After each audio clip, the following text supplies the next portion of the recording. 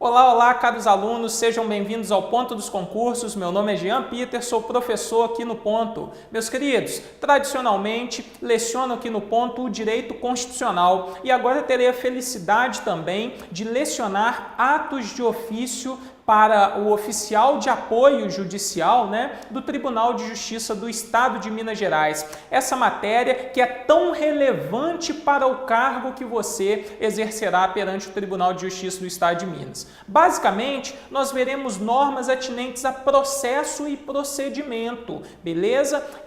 Esse é o conteúdo, Esse é o conjunto de disciplinas que você vê aqui no atos de ofício. Meu querido, quero deixar claro com você o seguinte: professor Luiz Lima, professor de exímia qualidade, está lecionando atos de ofício criminais. Aqui na nossa matéria, incumbirá a mim lecionar os atos de ofício cíveis, tá joia? Então fiquem absolutamente à vontade para degustar na nossa aula demonstrativa de hoje. Olha só, como que eu preparei essa aula para você.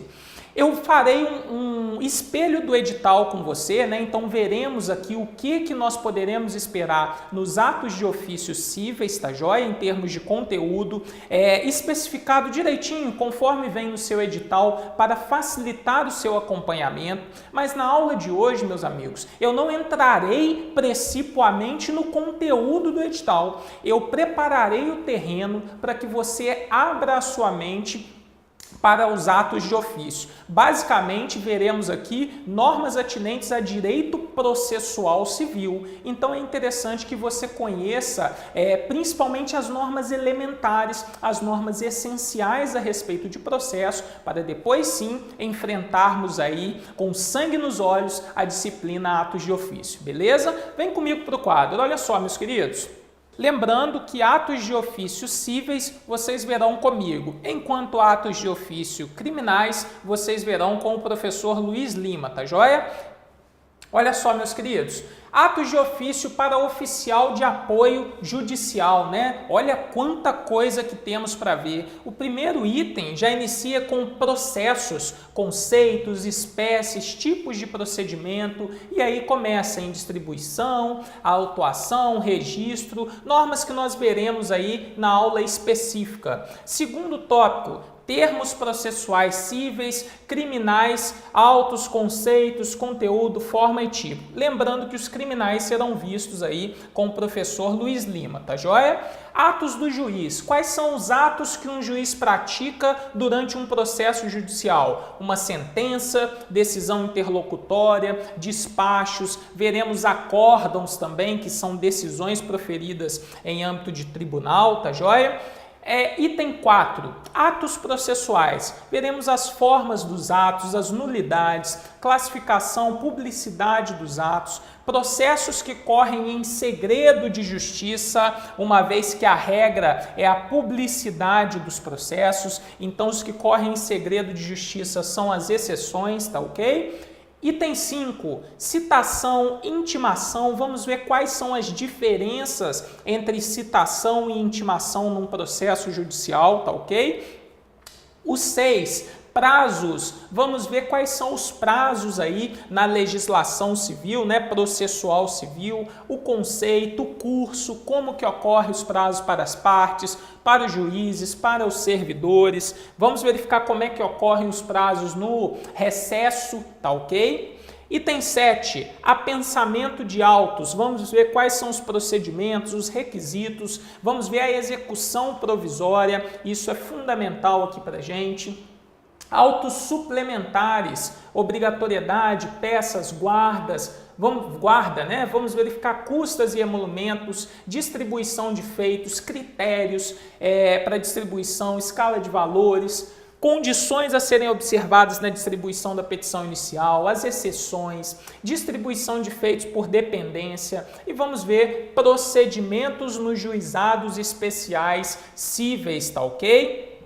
Basicamente aqui, na nossa querida Lei 9099 de 95. Lei 9099 de 95. Meus queridos, este é o conteúdo básico que você vai esperar no seu concurso para atos de ofício. E muito cuidado com ele, porque nós temos 15 questões aqui a respeito de atos de ofício. Você vai desperdiçar essa oportunidade? Claro que não. Veremos aqui toda a disciplina normativa a respeito de atos de ofício para te subsidiar aí da melhor forma para fazer esta prova, que é a prova da sua aprovação. Beleza? Tranquilo? Ótimo. Mas olha só, vou entrar nesse monte de matéria agora? Claro que não, você vai ficar doido comigo aqui, na verdade, principalmente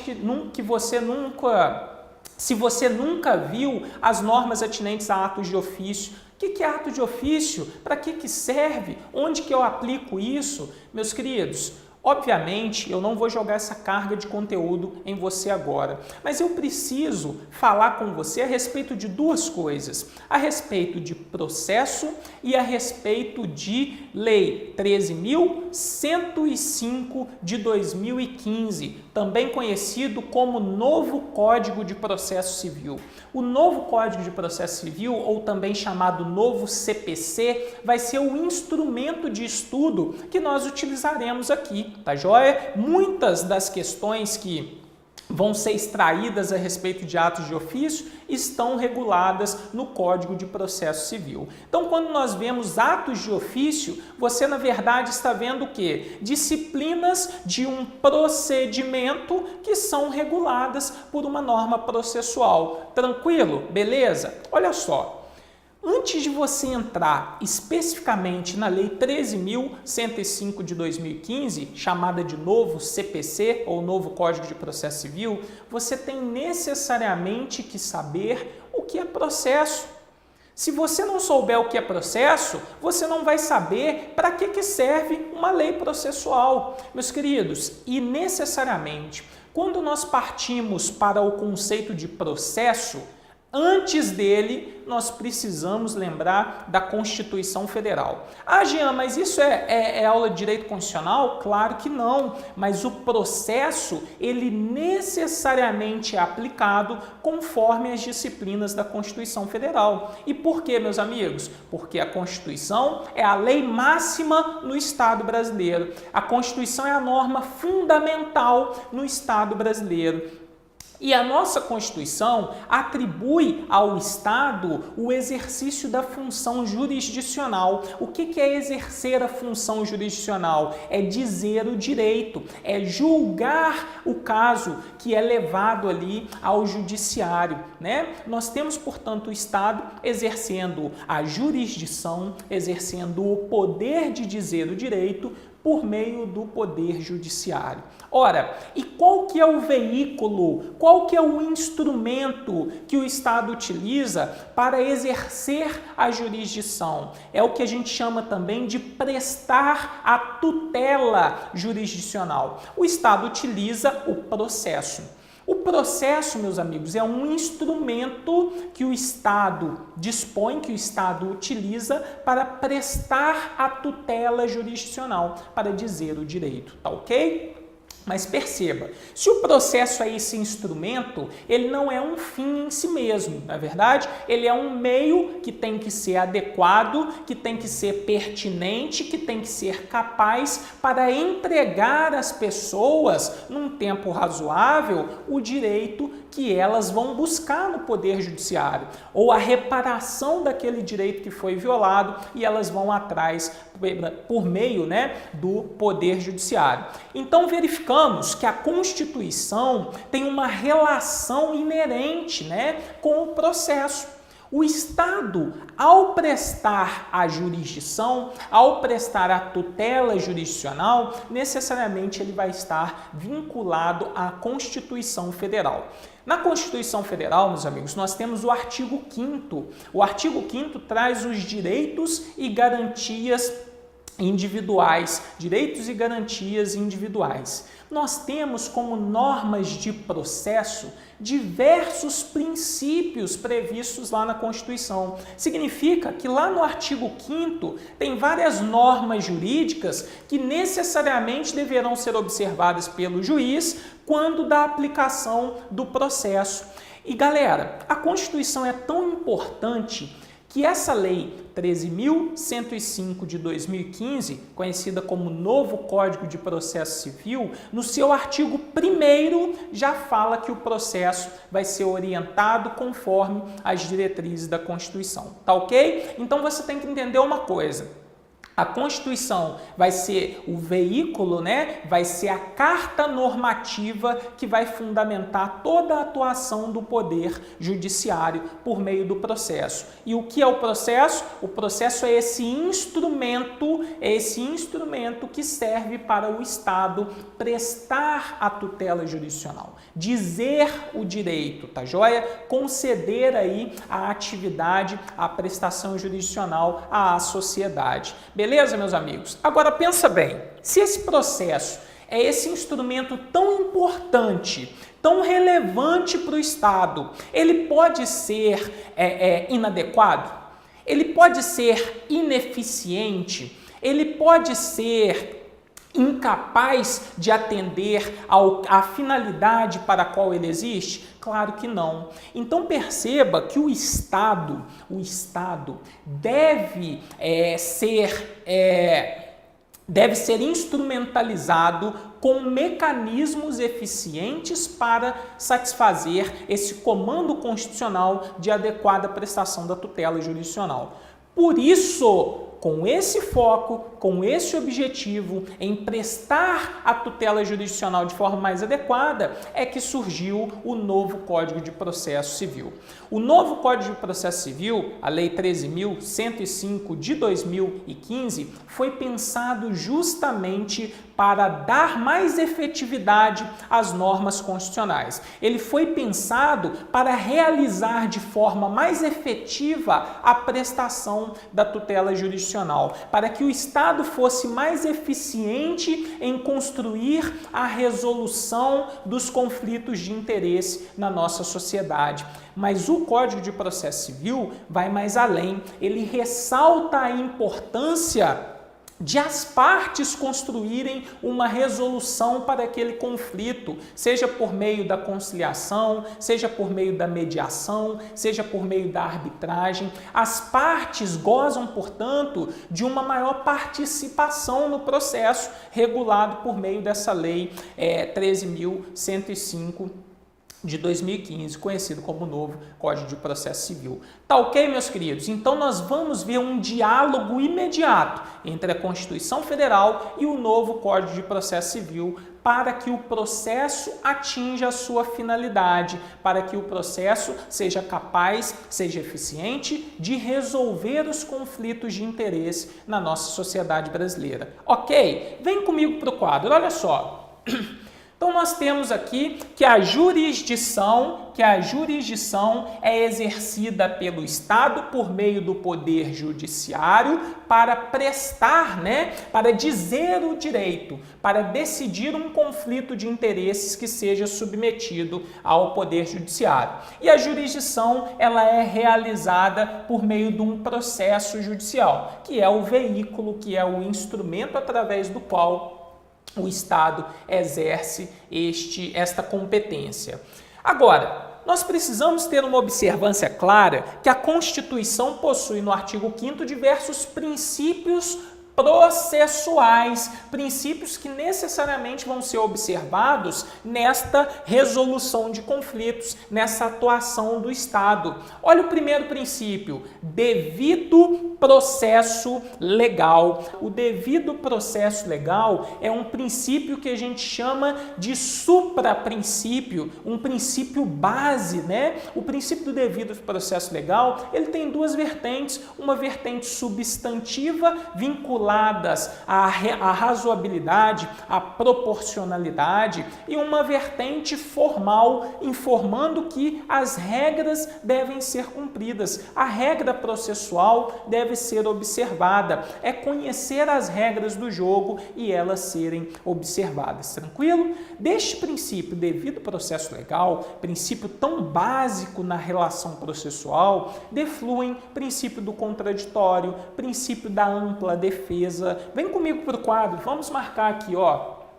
Princípio do contraditório. O princípio do contraditório, meus amigos, informa que ao mesmo tempo que a parte deve ser comunicada de todos os atos processuais, a parte tem que ter efetiva capacidade de influenciar nas decisões judiciais, tá ok? Então nós temos aqui princípio do contraditório e o princípio da ampla defesa. Ora, a parte pode produzir todas as provas necessárias e pertinentes, né, desde que não sejam vedadas pela legislação, para provar ali o direito que ela defende. Princípio do juiz natural. Num processo é vedado a constituição de um juiz ad hoc, né, de um juiz após o fato. Na verdade, o juiz tem que ser pré-constituído e tem que ser um juiz competente para apreciar aquela matéria. Princípio da inafastabilidade da jurisdição. Significa que o Estado não pode se negar a prestar a tutela jurisdicional. O Estado, uma vez provocado, deve prestar uma tutela, deve decidir o caso, seja de forma positiva para a parte interessada, seja de forma negativa, né? O Estado não tem necessariamente que dizer o sim, o joinha, o beleza. Não, às vezes a parte entra na justiça e sai de lá com a mão mais vazia do que entrou, não é verdade? Mas isso é uma característica da decisão judicial, do acervo probatório. Mas, em regra, o juiz tem que decidir o caso, seja no sim, seja no não. E olha só, é vedado a utilização de provas ilícitas no processo judicial. O processo tem que ser rígido para ser capaz de chegar a uma decisão minimamente justa, né? Respeitando aí as regras do jogo. Razoável duração do processo. O princípio da razoável duração do processo informa celeridade? Sim, informa. Mas informa, na verdade, que o processo tem que ser eficiente. Há casos, pessoal, que um processo demora, por exemplo, 6 meses, 1 ano, acabou, tá jóia, certinho, cada um vai para o seu lado. Agora, tem processo no Poder Judiciário que demoram 10 anos. Quer dizer, será que o que demora 10 anos está excedendo um prazo razoável? Ora, depende da matéria que está sendo tratada no processo. Então, na verdade, o princípio da razoável duração do processo não é o estabelecimento de um termo, de um prazo em que o processo tem que acabar. Não, na verdade, o princípio da razoável duração do processo vai informar o seguinte: olha, a prestação da tutela jurisdicional deve ser prestada, deve ser realizada num prazo razoável, de modo que a resolução, né, a atuação do Estado no processo seja o mais eficiente possível. Tá ok, meus amigos? Beleza? Vem comigo para o quadro. Princípio da publicidade e motivação das decisões judiciais. O processo, meus amigos, via de regra é público, salvo quando envolver claramente, né, interesses envolvendo interesses de intimidade, né, honra, a vida privada de determinadas pessoas. O processo vai passar por uma publicidade restrita, também chamada por alguns como segredo de justiça, não é verdade? Mas a via de regra do processo é que ele seja público, tá ok? Olha só, princípio da motivação das decisões, meu amigo. Aqui o juiz não escapa, não. O juiz deve motivar todas as suas decisões, deve fundamentar todas as suas decisões, sob pena de nulidade, sob pena de violar aí a prestação adequada da tutela jurisdicional, tranquilo? O juiz deve motivar, deve fundamentar todas as suas decisões. Agora perceba o seguinte: será que é só por meio de um processo judicial que a gente vai resolver a vida dos outros? Galera, o novo CPC, ele veio positivar, né? Ele trouxe expressamente em seu texto meios alternativos de solução dos conflitos. O que são meios alternativos de solução dos conflitos? São meios através dos quais as partes constroem a resolução daquele caso. Ou então, nós submetemos aquele caso à solução, né? À resolução por outra pessoa, um terceiro, que não necessariamente o Estado, que não necessariamente o Poder Judiciário. Então, nós temos aqui, por exemplo, a conciliação e a mediação. A conciliação e a mediação são mecanismos de autocomposição do litígio, de autorresolução do litígio. As partes chegam por meio de uma conversa a uma solução para aquele caso. Elimina ali a necessidade de um juiz dar uma decisão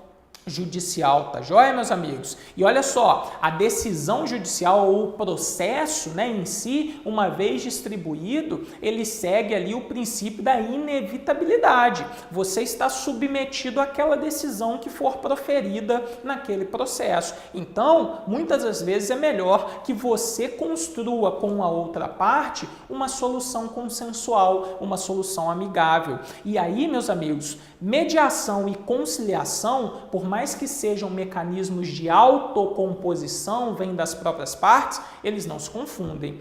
Enquanto a mediação, nós vamos ter um terceiro equidistante das partes, né? Aquela pessoa que não vai, de fato, influenciar na decisão, não vai sugerir uma forma de resolução do conflito, vai simplesmente veicular ali, facilitar o diálogo, né? Romper as barreiras do diálogo para as partes poderem conversar. Na conciliação, não. O conciliador ele pode agir de forma mais proativa, ele vai sugerir às partes um meio, uma resolução para aquele conflito de interesses, tá ok? Então há essa diferença básica, só para te introduzir no assunto, entre mediação e conciliação. Ao lado disso, nós temos um mecanismo de heterocomposição, né? Outra pessoa, portanto, decide o caso, mas que não se confunde com um processo judicial, com um juiz. É o árbitro. A arbitragem é também um veículo aí alternativo de solução dos conflitos. A diferença da mediação e conciliação para a arbitragem é que nessa primeira ou nessas primeiras as partes constroem a decisão. Na segunda, na arbitragem, o árbitro decide, uma vez eleito aí pelas partes, né? Então ele recebe essa legitimidade. Tranquilo? Beleza? Ótimo. Agora olha só. Perceba toda a lógica desse novo sistema processual.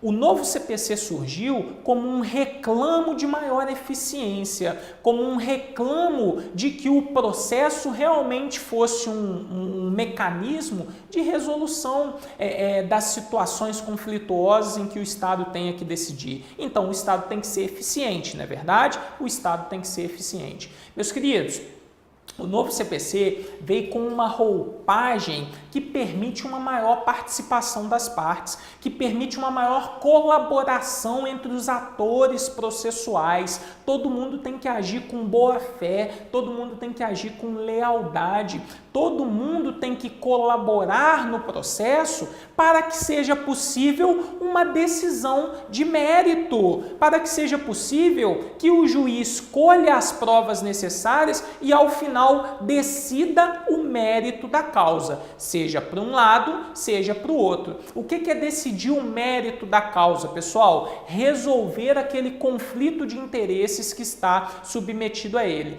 Isso é o mérito da causa, tranquilo? Agora, olha só, pensa bem. Para que essa concepção seja realmente realizada, nós temos que, de fato, aplicar o novo CPC a essa realidade. Não basta, então, pessoal, a gente continuar, né, os advogados, os juízes, os servidores da justiça, continuar com aquela mentalidade isolada. Eu estou fazendo o meu, o resto que se dane, não é isso mesmo? Não, na verdade, todo mundo vai agir em colaboração. colaboração, todo mundo vai agir em cooperação para que ao final o juiz consiga de fato decidir o mérito.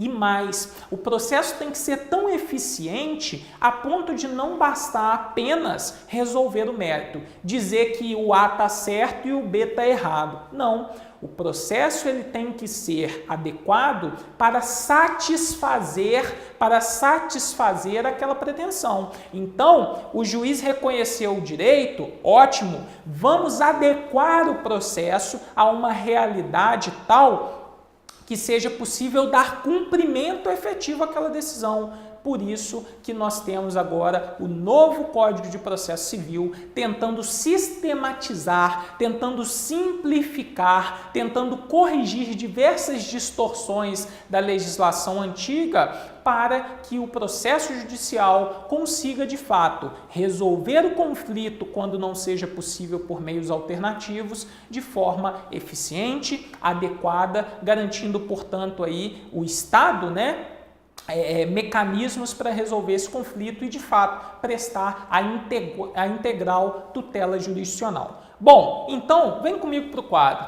Nós vimos aqui os meios de solução dos conflitos, decisão judicial e os meios alternativos, conciliação, mediação e arbitragem. Agora eu chamo vocês para estudarmos de fato os primeiros artigos do novo CPC, da Lei 13.105 de 2015. Do artigo 1º ao artigo 15, meus amigos, nós vamos trazer aqui as normas fundamentais do processo, que vai até o artigo 12, e as normas de aplicação do processo, as normas de aplicação que vai ali do 13 ao artigo 15. Vamos conversar aqui a respeito, olha só, olha o que diz o seu artigo 1º, olha o que diz o seu artigo 1º. O processo civil será ordenado, disciplinado e interpretado conforme os valores, e as normas fundamentais estabelecidas na Constituição da República Federativa do Brasil, observando-se as disposições desse Código. Então, o que nós temos aqui no artigo 1º é a verdadeira necessidade de observância da Constituição Federal. Todos aqueles princípios processuais que vimos antes devem necessariamente ser observados aqui na aplicação, na interpretação das normas do Código de Processo Civil, tá ok? Volta para o quadro comigo, olha só. Artigo 2º, o processo começa por iniciativa da parte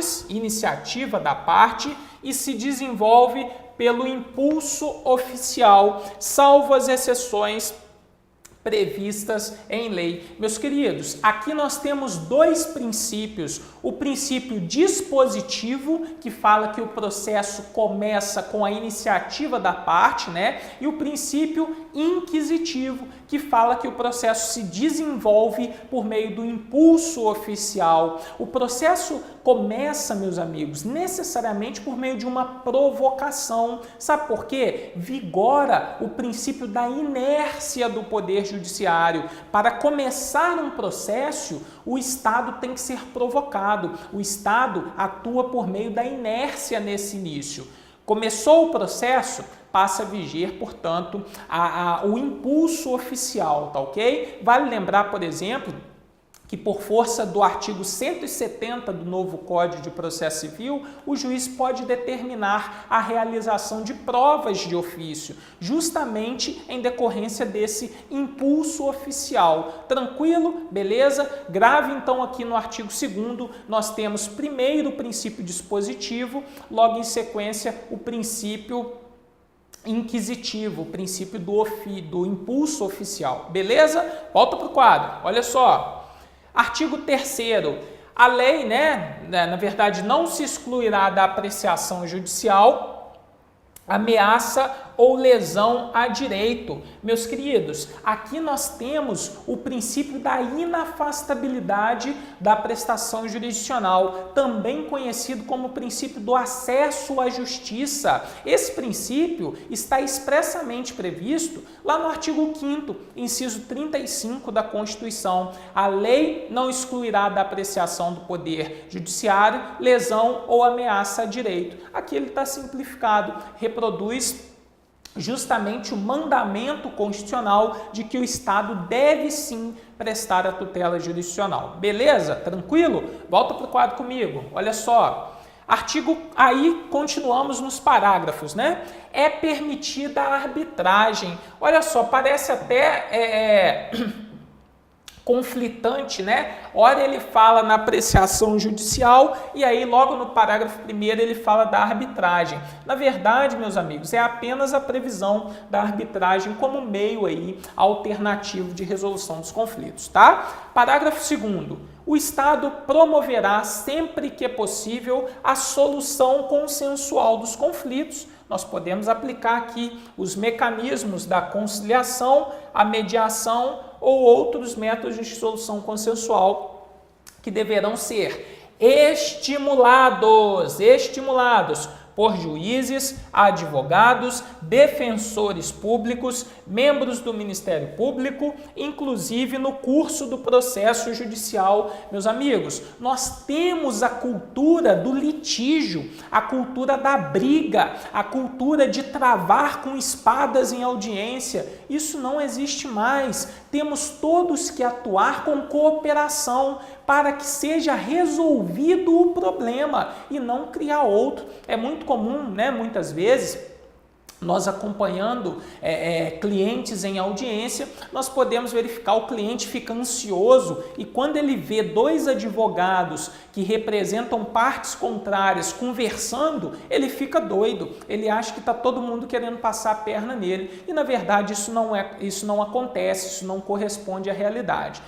A Constituição, a lei processual visa dar subsídios ao Estado para resolver os conflitos de interesse. E o processo civil agora, né, veio dar subsídios aí às partes e incentivar cada vez mais a resolução consensual. Então imaginemos se a briga começar pelos advogados, entre o juiz e o advogado, o membro da Defensoria Pública e o advogado da parte contrária. Vai começar a confusão, ninguém vai se entender. É justamente o oposto que a legislação processual está primando, tá ok? Vem comigo para o quadro.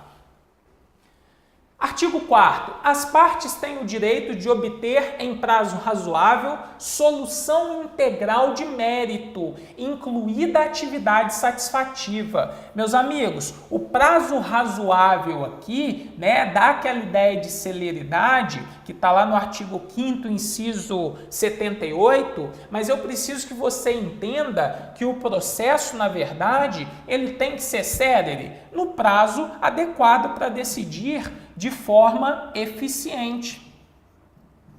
Então, a eficiência é uma necessidade perante a nova realidade processual, tá ok? E cuidado com isso daqui em prova, olha só.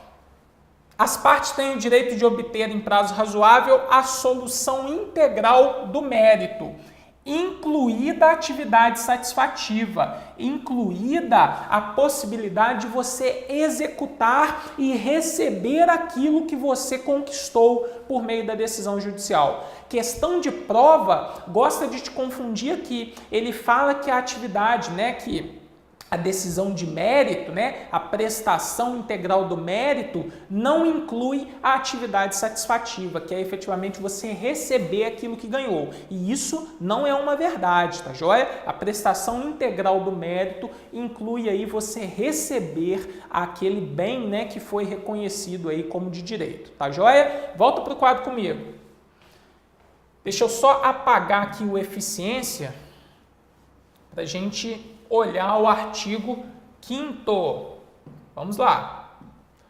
Aquele que de qualquer forma participa do processo deve comportar-se de acordo com a boa-fé. Meus amigos, aquele que de qualquer forma participa do processo. Então nós temos aqui a parte, nós temos o advogado, nós temos o juiz, nós temos o serventuário, nós temos o perito. Todo mundo deve agir de boa fé. Essa boa fé aqui é uma boa fé objetiva.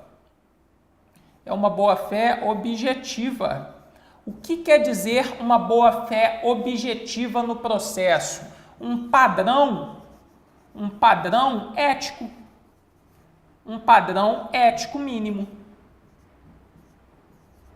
Então, muito cuidado com isso. Boa-fé objetiva não quer dizer o que você entende como justo, o que você entende como correto. Boa-fé, na sua acepção objetiva, quer dizer que aqueles atuantes do processo devem seguir padrões de conduta ético, o que se espera na atuação da parte, ou do servidor, ou do juiz, ou do perito, do assistente, não interessa. Todo mundo deve seguir com padrões mínimos éticos de boa-fé, beleza? Vem comigo para o quadro. Olha o artigo 6º. Todos os sujeitos do processo devem cooperar entre si, para que obtenha em tempo razoável decisão de mérito, justa e efetiva. Aqui nós temos o princípio da cooperação. Também é exigido que todos cooperem para que haja em tempo razoável, não significa num tempo definido, em si um tempo razoável, a decisão de mérito justa e efetiva. Meus queridos, a cooperação processual é um primado que já vinha implícito no processo, já vinha implícito, é claro. Mas olha só, precisou da legislação estabelecer expressamente esse dever de cooperação, esse princípio de cooperação, para que nós acordemos para ele, para essa necessidade. A gente não quer processos entulhados aí na prateleira sem decisão judicial. Então o juiz também é um ator do processo que deve cooperar, deve adotar deveres de conduta para que possibilite às partes eventualmente corrigir erros ali sanáveis no processo, esclarecer situações ali dúbias dentro do processo, produzir as provas necessárias dentro do processo e a contraprova. É necessário que o juiz advirta as partes de, olha, desse jeito que o processo está indo, pode gerar extinção. Por quê, meus queridos? Não que o juiz vai estar sendo parcial, mas o juiz vai colaborar com as partes de modo a garantir a possibilidade desse processo chegar até a decisão final, que o juiz consiga resolver esse processo de forma justa e de forma efetiva. Tranquilo? Então, o dever de colaboração decorre desse princípio agora expresso, no novo Código de Processo Civil. Tranquilo? Volta para o quadro comigo. Vamos lá. Olha o 7. É assegurada às partes a paridade no tratamento em relação ao exercício dos direitos e faculdades processuais, aos meios de defesa, aos ônus, aos deveres, à aplicação de sanções processuais, competindo ao juiz zelar pelo efetivo contraditório. Aqui, meus amigos, paridade de armas, paridade de tratamento, nós temos o princípio da igualdade. E a necessidade de observância do efetivo contraditório. O que é o efetivo contraditório? O efetivo contraditório é garantir a cada uma das partes a real possibilidade de influenciar na decisão judicial. O juiz não pode se sentir absoluto no processo. Eu tenho essa visão e não importa o que você fale, nada mudará. Não, meus amigos. O juiz tem que agir com cooperação e ele coopera com as partes, inclusive realizando o contraditório efetivo. A parte vai produzir as provas ali necessárias, para o julgamento, ótimo, que ela possa elaborar a produção probatória e possa, de fato, com seus argumentos, influenciar na decisão judicial. Esse é um princípio da igualdade muito caro para o devido processo legal, tá joia? Vem comigo para o quadro. 8. Ao aplicar o ordenamento jurídico, o juiz atenderá aos fins sociais, às exigências do bem comum, resguardando e promovendo a dignidade da pessoa humana e observando a proporcionalidade, a razoabilidade, a legalidade, a publicidade e a eficiência, né, meus amigos? Aqui nós temos regra de interpretação do processo, aplicação do processo aqui, regras de hermenêutica. Olha o 9. Não se proferirá decisão contra uma das partes sem que ela seja previamente ouvida. Aqui nós temos, meus queridos, o contraditório prévio,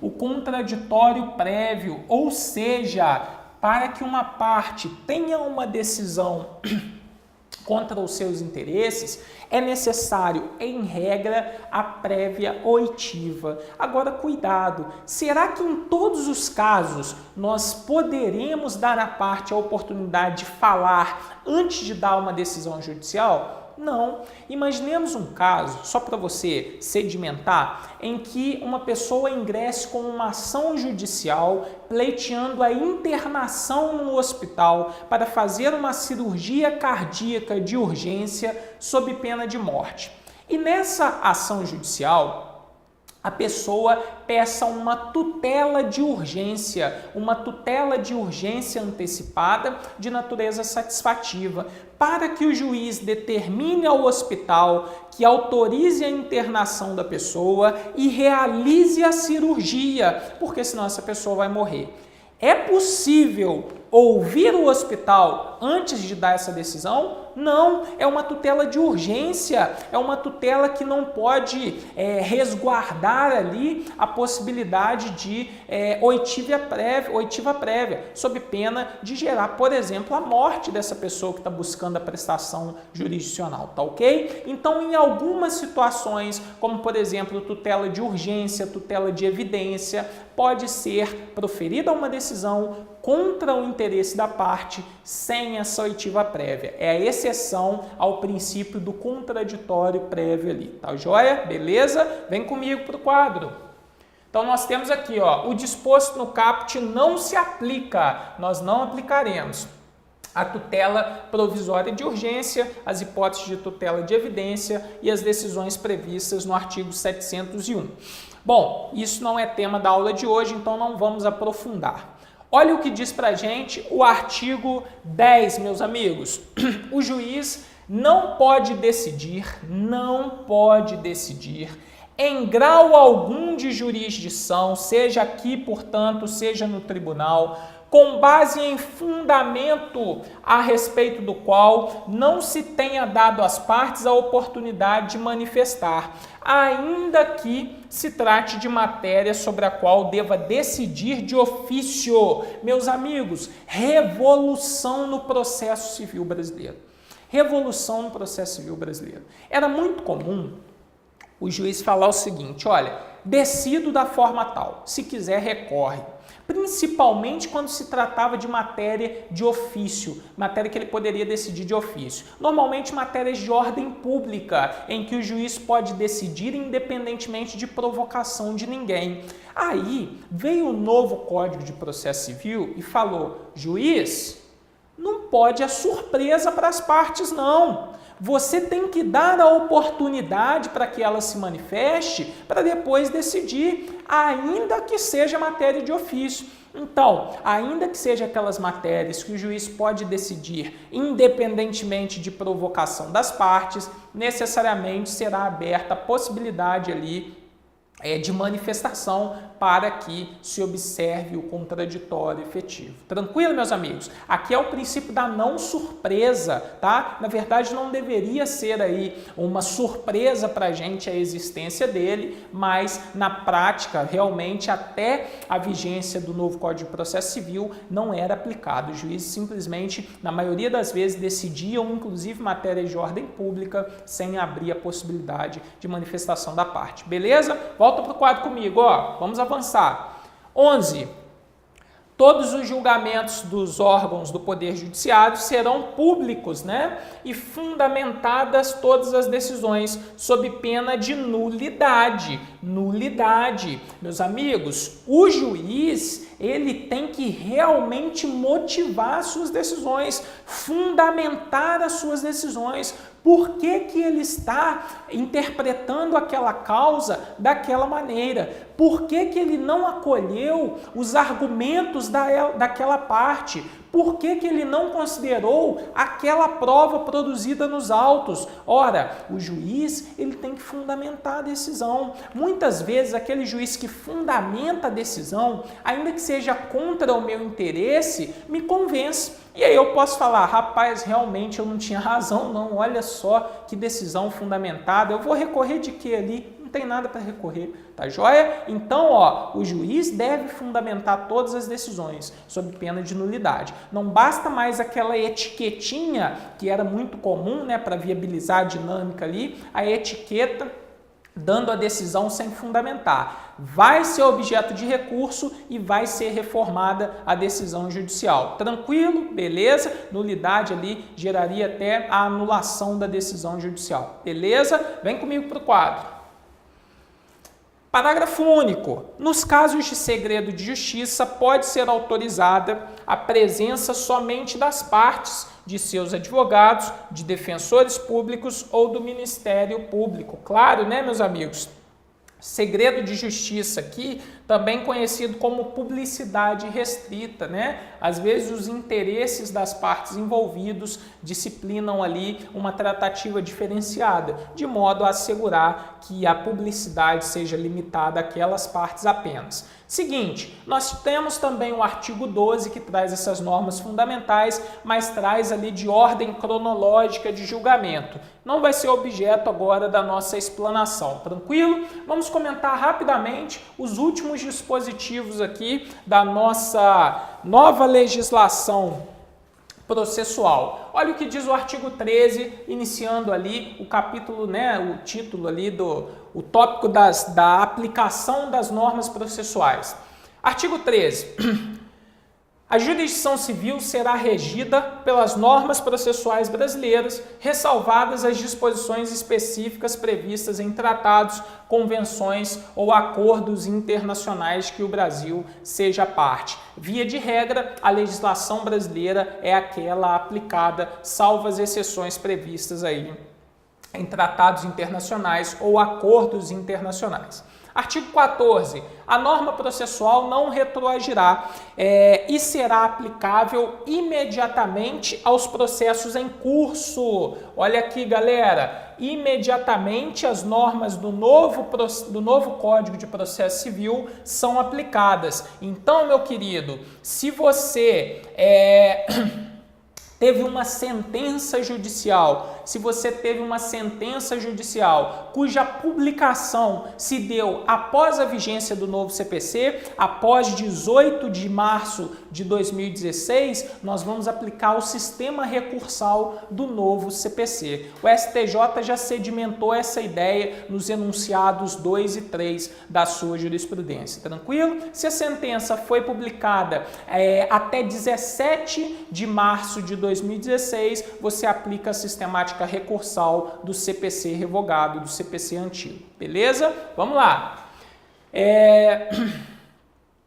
15. Na ausência de normas que regulem processos eleitorais, trabalhistas ou administrativos, as disposições desse código lhe serão aplicadas supletiva e subsidiariamente. Aqui está falando, na verdade, uma regra de subsidiariedade da disciplina do CPC, tanto na área trabalhista, nos processos administrativos e eleitorais. Galera, olha como é que cai questão a respeito desse tema que a gente viu. Separei duas aqui só para ficar tranquilo para vocês. Olha só, a solução consensual, né? Vamos colocar aqui, lógico, né? Primeiro o título aqui da questão. A respeito da parte geral do Código de Processo Civil de 2015 e das suas normas fundamentais, assinale a opção correta, a alternativa correta. A solução consensual dos conflitos, apesar de permitida pelo Código de Processo Civil de 2015, não é incentivada nem considerada como papel fundamental do Poder Judiciário. Errado, né, meus amigos? Errado. Ela é incentivada, sim, claro. Letra B. É direito das partes obter solução integral do mérito, o que se considera cumprido sempre ao final da fase de conhecimento do processo civil. De forma nenhuma, né? Nós temos que garantir a fase satisfativa também, tá joia? A fase satisfativa também, que é a execução daquela decisão. De acordo com o Código de Processo Civil de 2015, a cooperação processual é norma que vincula apenas as partes integrantes da relação jurídica processual, de forma nenhuma, vincula todos os atores que estejam ali de alguma forma participando do processo. Letra D. Em nenhuma hipótese pode o juiz proferir decisão contra uma das partes sem que ela seja previamente ouvida, o que demanda revisão de temas do direito processual civil, como a tutela provisória. De forma nenhuma, meus amigos, em caso de tutela de urgência ou tutela de evidência, por exemplo, é possível a decisão inaudita altera parte. E letra E é o nosso gabarito. Não pode o juiz, em grau algum de jurisdição, decidir com base em fundamento a respeito do qual não se tenha dado às partes a oportunidade de se manifestar, ainda que se trate de matéria sobre a qual deva decidir de ofício. Lindo o gabarito. Olha o número 2. Acerca das normas processuais civis, assinale a opção correta. O juiz não pode decidir com base em fundamento a respeito do qual as partes não tenham falado? Não, A gente já viu, inclusive, aqui na outra questão. O juiz pode decidir naqueles casos em que haja tutela de urgência, tutela de evidência. B. Os juízes e tribunais terão inexoravelmente, terão de atender inexoravelmente a ordem cronológica de conclusão para proferir sentenças ou decisões? Não, essa é a matéria do artigo 12, mas não é necessário, ou inexoravelmente a observância da ordem cronológica, admitindo ali algumas exceções. Letra C. A boa-fé processual objetiva, que não se aplica ao juiz, já começou a errar, meus queridos? A boa-fé processual também deve se aplicar ao juiz aqui. Tranquilo? Beleza? Vamos lá. Letra D. O modelo cooperativo, que atende à nova ordem do processo civil no Estado constitucional, propõe que o juiz seja assimétrico no decidir e na condução das partes, Claro que não, meus amigos? O juiz, sendo assimétrico, ele tenderia a ser